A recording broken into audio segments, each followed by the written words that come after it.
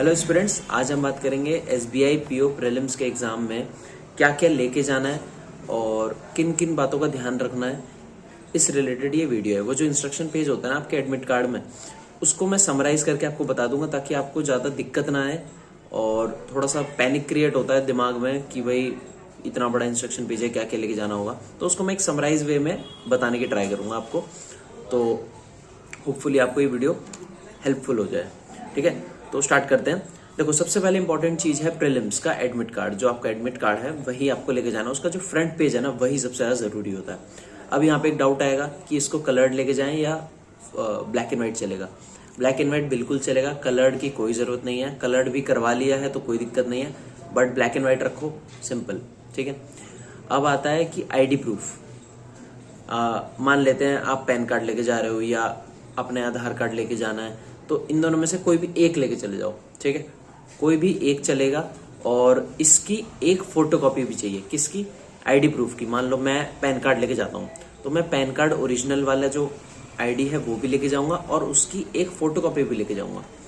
और वो जो फोटोकॉपी है और वो जो एडमिट कार्ड है उसको साथ में स्टेपल करके लेके जाना है। ये बिल्कुल ध्यान रखना।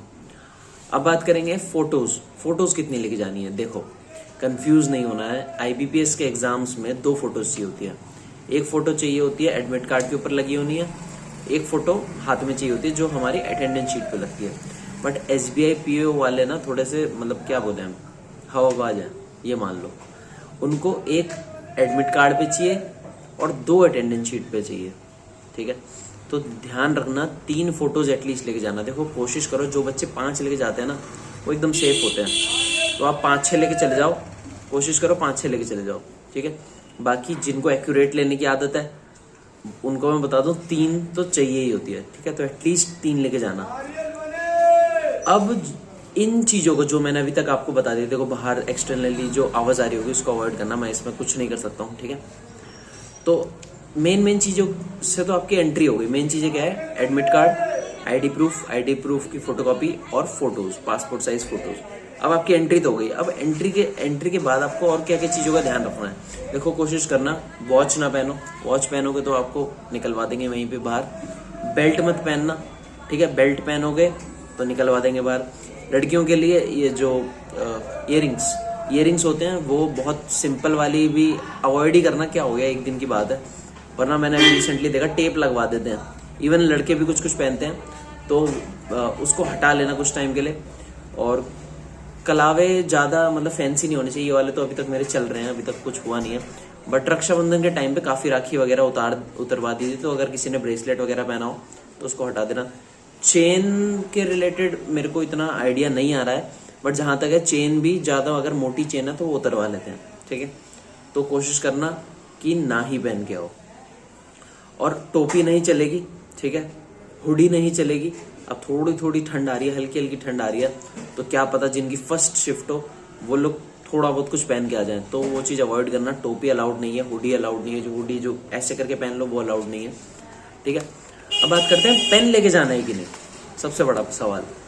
देखो, पेन आपकी श्रद्धा है, आप लेके जाओगे तो ऐसा पेन लेके जाना जिसके बाहर कुछ लिखा ना हो। जो ट्रांसपेरेंट से पेन नहीं होते जिसमें इंक भी दिख रही होती है, 2 रुपए वाले पेन मान लो, वो लेके जा सकते हो आप। ठीक है, बाकी जिसमें ब्रांड्स के नाम लिखे होते हैं, कुछ लिखा होता है, बटरफ्लो, ट्राईमैक्स, वो सब वो नहीं चलेगा। ठीक है, वो वहां रखवा लेते हैं, उनको चाहिए होता है पेन। और वाटर बॉटल, देखो किसी को प्यास लग जाती है, कोई कंट्रोल कर लेता है, बट अगर किसी को प्यास लगती है तो कोशिश करो वाटर बॉटल जो लेके जाओ आप वो ट्रांसपेरेंट होनी चाहिए।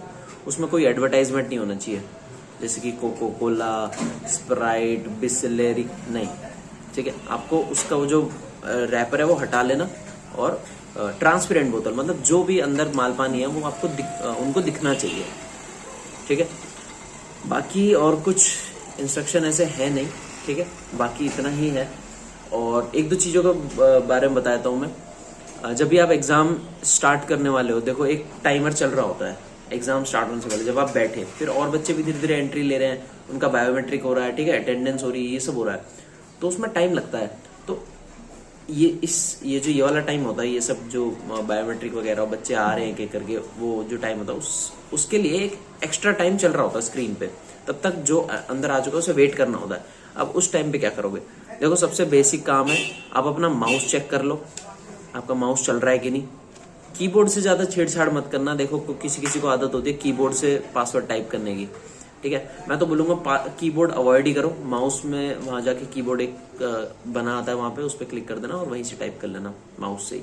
माउस को अच्छे से चेक कर लेना, कीबोर्ड को साइड में रख देना और अपनी अच्छी खासी जगह बना लेना, ताकि वहीं पे पूरा एकदम सॉल्व कर सको आप, ठीक है। माउस को चेक कर लेना। अगर आपको माउस में कुछ दिक्कत लग रही है, देखो कभी कभार ऐसा होता है ना, क्लिक काम नहीं करता, सच बता रहा हूँ, तो चेक कर लेना। हम सोचते हैं भाई हमारा ऐसा नहीं होगा, तो आप चेक कर लेना, ऐसे बैठे मत रहना पूरे टाइम, चेक कर लेना वहां जाके माउस में कंफर्ट है कि नहीं, पूरा मजा आना चाहिए पूरा, ठीक है। और अगर कुछ दिक्कत लग रही है तो तुरंत टीचर को या जो भी वहाँ पे इन्विजिलेटर जिसे कहते हैं उनको बोल देना, तो वो चेंज करवा देंगे। एग्जाम के बीच में करवाने जाओगे बहुत दिक्कत हो जाएगी।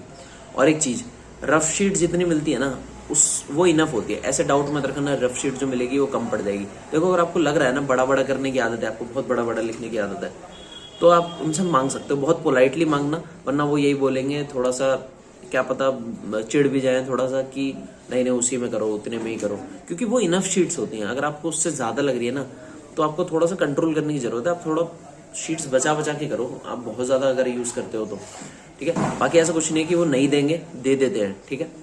और एक बात, जब एग्जाम स्टार्ट होने वाला होता है और रफ शीट मिल चुकी होती है, किसी किसी बच्चे कोई बच्चा क्या करता है उसमें अल्फाबेट्स लिखने लग जाता है, स्क्वायर रूट, क्यूब रूट, ये सब लिखने लग जाता है। तो ये सब मत करना भाई। अगर इन्विजिलेटर का दिमाग घुमा हुआ होगा ना तो वो तुम्हारा कुछ भी कर सकता है। सबसे कम जो वो करेगा ना वो ये करेगा कि आप तुम्हें वो वाली शीट लेके दूसरी शीट पकड़ा देगा। पहले नहीं लिखना होता है, ठीक है। आप 1-2 मिनट बचाने के चक्कर में क्या पता एग्जाम कैंसिल करवा के बैठ जाओ, तो ये चीज अवॉइड करना। कभी कभार ऐसा होता है हम इंग्लिश का जब सेक्शन अटेम्प्ट कर रहे होते हैं ना तो हमारे पास बहुत सारा टाइम बच जाता है, तो उस टाइम पे भले ही लिख लेना, बट एग्जाम से पहले कोशिश करना कि ना लिखना पड़े, ठीक है। तो चलो भाई, पढ़ते रहो और एग्जाम एकदम कूल रह के देना है, ठीक है। कुछ ऐसा क्या कहते हैं, ज्यादा डरना नहीं है। जितनी प्रिपरेशन आपने करी है वो एकदम अच्छी है, बस आपको कूल रहने की जरूरत है।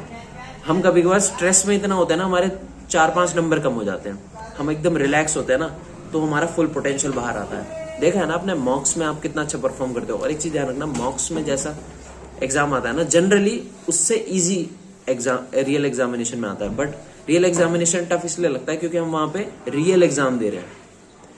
मॉक टेस्ट में क्या है, पॉज करके वॉशरूम चले गए, वहां नहीं है, वहां रोक के करनी है, ठीक है।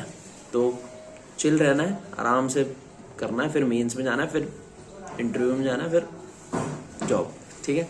चलो पढ़ते रहो, ऑल द बेस्ट। कोई डाउट हो कमेंट सेक्शन पूरा ओपन है।